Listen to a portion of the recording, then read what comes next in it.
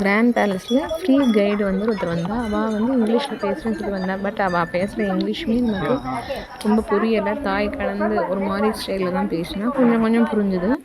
அவள் வந்து இந்த ராமா 1 ராமா 2 கிங்க்கு பற்றி பேசிட்டு இந்த இதெல்லாம் அந்த அரண்மனையில் அப்புறம் இங்கே தான் யானையில் ஏறி வருவார் அப்படிங்கிற சில விஷயங்கள்லாம் வந்து சொன்னால் சில விஷயங்கள் புரிஞ்சுது. மெயினாக அரண்மனை எவ்வளோ அடி எந்த வருஷத்தில் கட்டினது அதெல்லாம் ரொம்ப டீட்டெயிலாக சொன்னால். அப்புறம் இந்த கிராண்ட் பேலஸில் ஒரு புத்தா டெம்பிள் ஒன்று இருந்தது. அந்த டெம்பிள் பற்றியும் சொன்னால் புத்தா வந்து மெயினாக இவாளோட கடவுளே வந்து புத்தா தான். இந்த ஒரு மரத்தை பற்றியும் நல்லா எக்ஸ்பிளைன் பண்ணால் இது சிம்ஷிவா மரங்கிற மாதிரி அவள் இந்த பில்டிங்கோட உயரம் அந்த பில்டிங் எல்லாமே நல்லா ஸ்டோன் வச்சு கட்டின மாதிரி இதுதான். இதுதான் வந்து அந்த புத்தர் கோவிலோட வாசல். அந்த உள்ளுக்குள்ளே புத்தர் வந்து தங்கத்தில் இருக்கிற மாதிரி இருந்தார். அவெல்லாம் மெயினாக புத்தரை தான் வந்து கடவுளாக வந்து வணங்குறான்.